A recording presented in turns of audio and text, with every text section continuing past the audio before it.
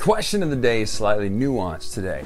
What's your least favorite genre? That's the first half. Secondly, what's your favorite game in that genre? So for instance, if you were to say, well, worker placement is my least favorite game, but I really love Caverna. What would your answer be down below? Because today, this is a little bit foreshadowing, obviously, we're going to be talking about one of my not so favorite genres and games that are inside of it, and specifically a game inside of it, and whether it's good or bad. Now, obviously, one of my least favorite mechanisms, if you've watched our channel for this long, or here on the Dice Tower, is programming. I'm not a huge programming fan because it's one of those things that's easy to get angry at, because if you make one little teeny tiny mistake, well, then the whole thing's just messed up, right? Today, though, we're talking about a game called Valparaiso from Stronghold Games here in the States, from DLP elsewhere. Fantastically pretty board, obviously Michael Menzel's art, so there you go, you start with that. But how does it play, right? How does a Euro programming game like this, it's more about trading somewhere, you know, on the seas in the Mediterranean area, yet still, how does it handle this idea of programming and putting it into there? I've been dubbing this possibly Pillars of the Earth 2.0 just based on the art and the style of what you're doing alone, but let's take a look right now how this one plays. Some of the philosophy today on programming games we're going to talk about really quick, and then whether you should get this game or not right now.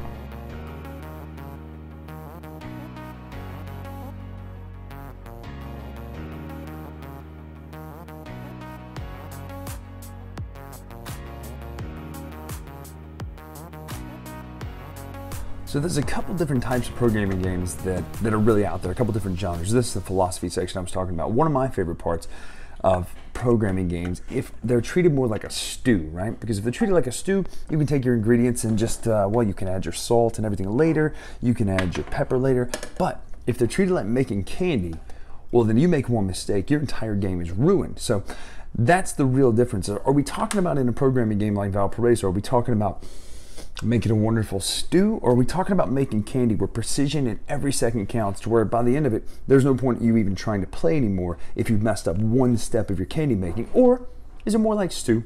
Add those ingredients later, throw in some potatoes later, cook some onions elsewhere, toss them in here, saute them, sweat them, make that stew so it's a lot more free-flowing. You'll see what I'm talking about here when we talk, as we were talking about the how to play, but I just want you to keep that in mind as we're thinking about philosophy of programming games right now. Valparaiso. Let's see what's in here. So, you get a lot of interesting things here. Some nice personal boards. You gotta love a game that gives you personal boards, right? A nice, beautiful Michael Menzel art board of the game. Money in different size tokens. You gotta love that. You have 3 different types of cubes. Who knows what these represent? I'm sure it's told, but you know what at this point? Oh, it is. It's copper, silver, and wheat. But I mean, let's just face it. It's orange, gray, and white. Everybody gets their own player color of stuff. So we've got red, green, blue, and purple and yellow. Big fan of purple being in the game. Carla loves green because she says green wins games. These are the extra cards that everyone gets to put up here for special actions. We'll show you that in just a second. This is the timer. I like playing with the timer variant. These, I should say, are the market tiles. Notice these market sections here. This is the refill area. These are the actual markets for the game. So notice how this works. I'm not going to lay out every single one of these because they all do pretty similar things. But what's going to happen is if you take this market action, you're going to take whatever's on the bottom here in A. The rest of these are going to slide down. So these tiles will all slide down. And then this one from A will go to the top of the storage area for the market tiles. The bottom one from A will come out and go to E. So it just refills cyclical all across the 3 different markets here. You then have the main area of Valparaiso here, as well as these villages and trading outposts and all these sorts of things. Point track at the bottom, all such as that. What you start with is this player board here. It's kind of hard to see, but that player board there is what you get. Now, this is your ship, which is represented by an actual wooden ship token here that can go to these 4 sections here in Valparaiso and the 4 foreign markets there. You have 6 spaces for goods to go on this ship. Each time you hit 6 goods, you get a victory point. These goods can be swapped only with the use of an action card while in Valparaiso. They can always be swapped while in Valparaiso between your warehouse and your ship and your shipping warehouse when that action card's played when you're here. You can't do that when you're out in the sea. Kind of makes sense, right? Because essentially this is a zoomed in version of Valparaiso here. Neat that they've done that. I love it anytime the art kind of matches in a zoomed in style. But You also get these houses. Now the houses you're going to place out there by using your little worker guys here. They'll walk around the board. They may place a house here, here, any of these spaces to make the markets better for you, but you can also place the houses here, which will give you income. They'll give you instant bonuses as you place them and cover things. That's an instant bonus. This is income. So every time the income phase happens, you'll get what's listed here depending on if you have your house there. So if I have my house here, I'm going to get 3 coins. The limited thing is you only get 4 coins, 4 houses total in the game. The other cool thing about this is at the end of every round, there is a majorities thing that scores based on the person who has the most houses here in Valparaiso. So it's just another way to get coins. Everyone also gets a certain amount of coins at the beginning of the round anyway, but just note that. You also start with some coins. And I think you start with 3 different goods. They can't be the exact same 3 goods that anyone else took. The meat of the game, though, are these action cards. You start with some beginner action cards, and I'll go through and explain what these all pretty much do. There's a top part and a bottom part. You can always do the top or bottom part of this action card. This card is, you'll notice on the board up there, it shows these 3 cubes right under these 3 card slots. Well, these special cards I mentioned earlier, they're going to sit in these slots here, and you can pretty much purchase those cards. Now, they're worth base value points at the end of the game, like they're worth 2 points here. They're also better action cards. So the whole point of this is you're getting better action cards for doing these completed things up here. Now, there's a couple tricky things about this, like if there's an A card left, you have to spend $10. But for the most part, just know that this means you're going to trade the 3 goods listed here to get one of the cards that's up there. Or at the bottom, you could just get an orange cube. This means you can move your worker 1 space for free, 1 coin for 2 spaces, or 3 spaces for 4 coins. Notice this action. If you have this and play it, it's first move's free, second move's free, third move is just 3 coins. So it's a better action. Get 5 coins at the bottom. Here is move your ship 2 spaces. That essentially means you can always move your ship to anywhere basically. So you could go 1. So if you're here, you could always go 1, 2. It essentially means you can get your ship anywhere you need it to be. You can also put a piece of whatever that is. The market action, you just do the markets like I mentioned. So there'll be things like this. There'll be things like up to 3 times, gain 2 white cubes. Up to 3 times, gain a orange and a white cube. Now, what that means when it says up to 3 times, because it doesn't actually show it on the tile, it means per wooden piece you have there. So if you have 2 of your workers at one of these markets, that counts as 2. If you also have one of your houses here at the market space, that also counts as 2. Or as 1. So you could technically have 3. And if you bought any of these extra workers down here, you could have 4. Some of these go up to 4. And you would do these actions per wooden piece you have plus whatever requirement it has. For this one, it's spend 2 coins up to 5 times to get 2 non-equal goods. So the market is just a cool place to get more expanded actions. That's what this one does. This is trade any good for $10. So it's a way to sell goods for $10. It's a good way to quickly get money. This would be trade your warehouse goods to your boat goods and vice versa. That's what we talked about here, because you do have a limit, and you see why you would need the limit now, because you would have to come back into port unless you have 3 of these saved already. In one turn, you could potentially buy 2 of these cards. If you had 3 orange, 3 silver, you could go, you start here, boom, spend it for that one. And some of these action cards allow you to do this action again, because you wouldn't have access to the same action unless you upgraded your action to get another of this symbol, which is pretty smart to do. So that's that one. This is spend $10 to put down a wooden piece wherever your worker is. And this is for 1 of each type of good, get an additional worker. So there is a limit to those in the player count. It's 3+. You can get 2 additional workers down here. In a regular 2-player game, you can only have 1 extra worker. Now, what happens? What does all this mean? So you notice at the bottom of your player board, you have slots here, 1, 2, 3, 4, and 5, as well as a mayor slot over here. In the planning phase, you're going to look at your cards. You're going to place them out there in order. So essentially, let's set up a turn right here. Let's just do a simple turn.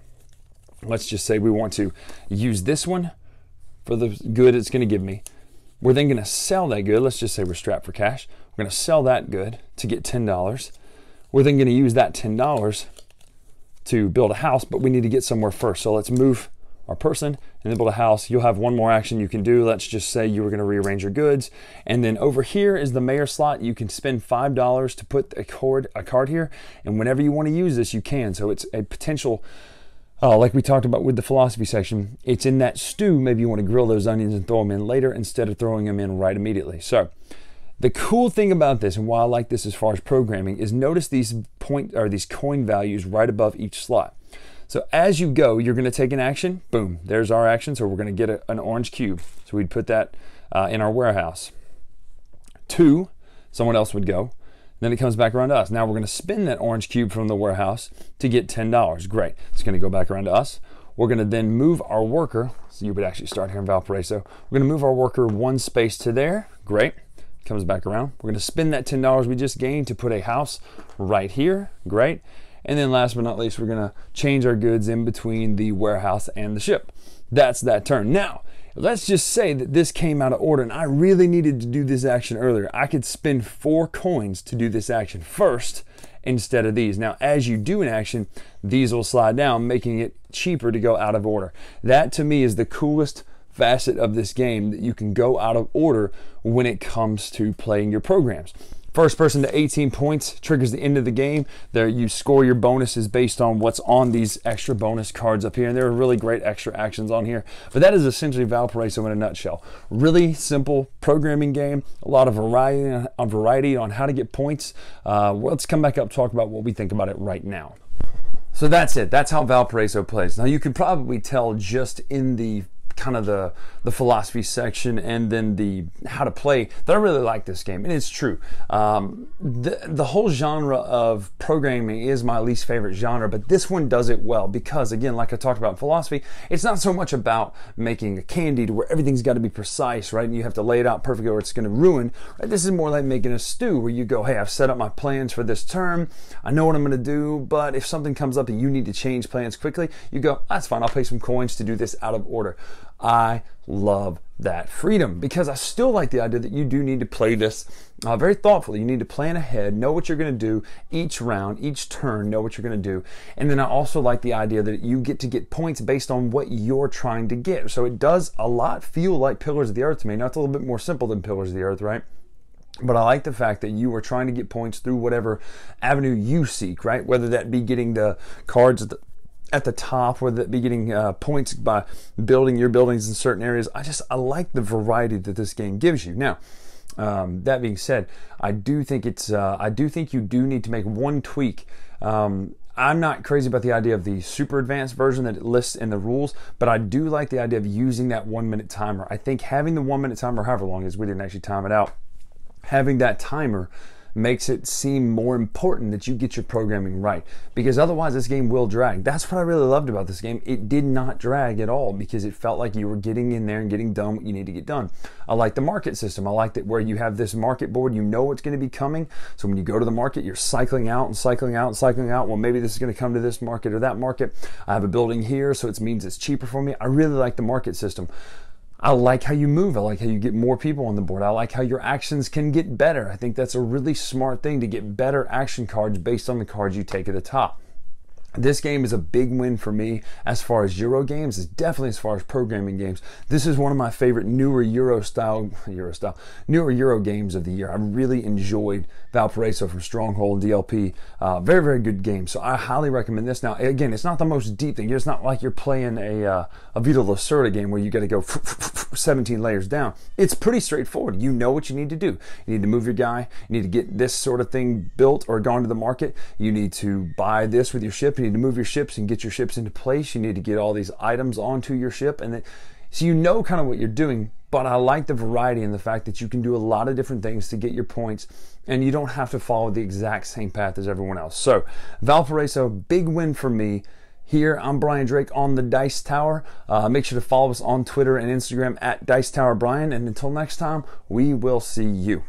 Thanks so much for watching another Dice Tower video. If you enjoy our videos, subscribe to the channel for more fun, comprehensive board game coverage. Also, consider joining us at one of our events. Come to Dice Tower Retreat, a small, intimate gathering where gaming is king. Join us for Dice Tower Cruise, the largest board game cruise. Attend Dice Tower West in Las Vegas for gaming fun on the West Coast, or Dice Tower East in Orlando in sunny Florida. Dice Tower Conventions, the friendliest gaming conventions on Earth. I'm Eric Summerer, and you've been watching The Dice Tower.